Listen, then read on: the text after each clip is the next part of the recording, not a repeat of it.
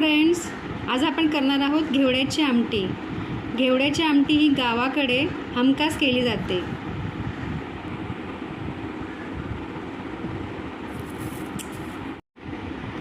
तर ही पहा घेवड्याची डाळ, ही जी आपण घरी बनवलेली आहे। घेवडे आणून ह्याला भाजायचे आहेत आणि जात्यावरती हे असे भरडायचे आहेत। याला बारीक डाळ नाही करायची, तर अशा प्रकारे ह्याला भरडायचे आहे। आता ही डाळ आपल्याला अर्धा तास पाण्यामध्ये भिजवायची आहे आणि त्यानंतर कुकरला लावून 3 शिट्ट्या करून घ्यायच्या आहेत। तर आपली ही डाळ शिजून झालेली आहे। ही पहा डाळ शिजवताना मी थोडं यामध्ये मीठ टाकलं होतं, हळद आणि थोडंसं तेल टाकलेलं होतं, त्यामुळे थोडंसं ही पिवळसर दिसत आहे।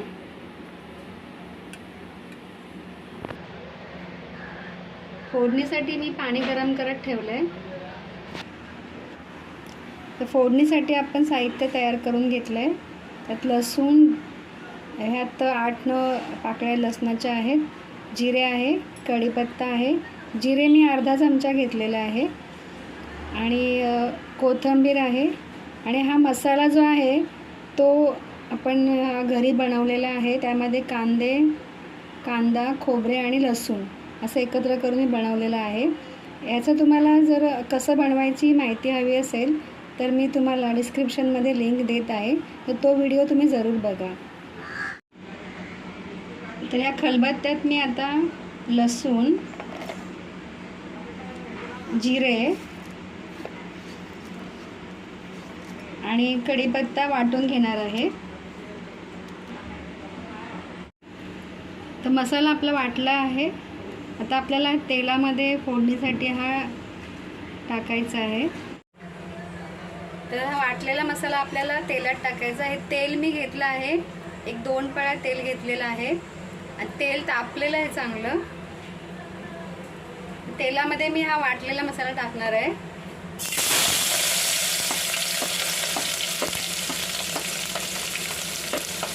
कढीपत्ता, लसूण आणि जिरे, त्यानंतर मी अर्धा चमचा मोहरी टाकलेली आहे, थोडी हळद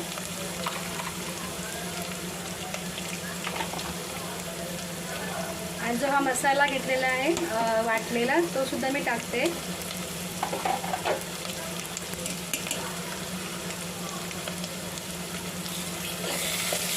आपल्याला हलवून घ्यायचं आहे।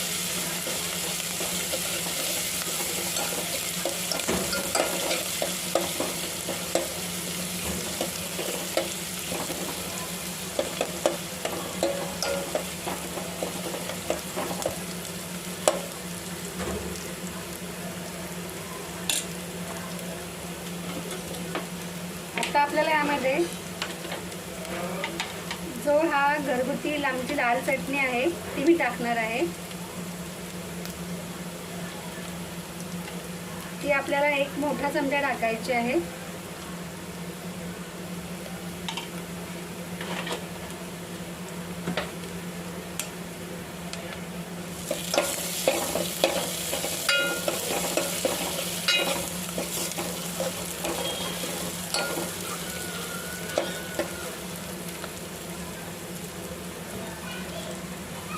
यात मी थोडंसं हे गरम पाणी टाकते।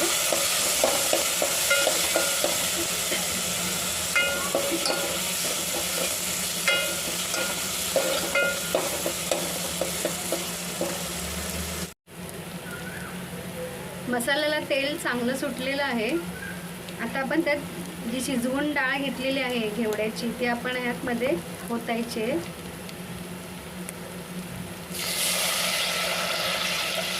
ओतताना गॅस कमी ठेवायचा।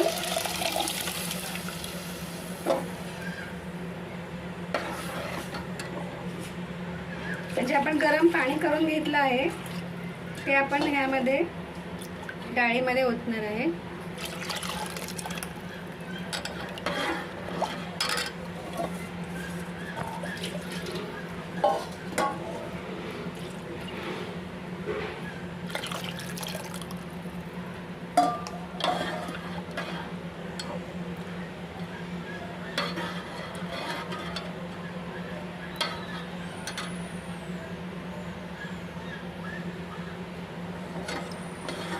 मी शिजवताना मीठ टाकलं होतं, त्याच्यामुळे आता जर आवश्यक वाटेल तरच ह्यामध्ये मीठ टाका. आमटीला उकळी येते ना त्यावेळेला हा जो फोडणीचा सुगंध असतो ना तो घरभर पसरतो. आता आपल्याला शेवटी गॅस थोडा कमी करायचा आहे आणि लास्टला हे कोथिंबीर टाकायची आहे.